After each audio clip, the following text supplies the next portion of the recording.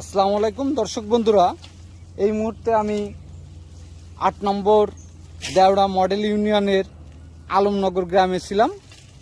এখানে এসে দেখছি আমাদের একজন প্রবীণ কৃষক বড় ভাই বাবু আহমেদ। তো বাবু ভাইকে দেখছি যে ওনার নিজের জমিতে উনি এই পাটগুলো কাটছেন। ভাই, এখানে আপনার কতটুকু জমি আছে? ১.৫ বিঘা জমি। দর্শক বন্ধুরা, এখানে ১.৫ বিঘা জমিতে উনি পাটের চাষ করছেন। তো আমাদের যশোরে পাটের চাষ খুবই কম হয়।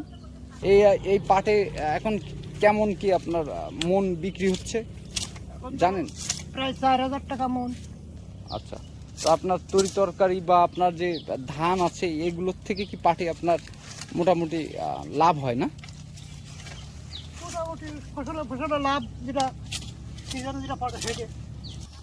তো ভাই, আপনি এখানে কত সময় ধরে কাজ করছেন? সকালে আইসি ৭টায়। ৭টায় এখানে আসছেন আর ৩টে বাড়ি গেছি। ৩টায় বাড়ি গেছেন, বাড়ির থেকে আসছেন আবার খাইয়ে দেয়, আবার ৫টায় আসছেন। ৫টায় আসে।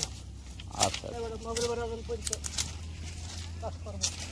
খুব ভালো একটা কাজ করছেন।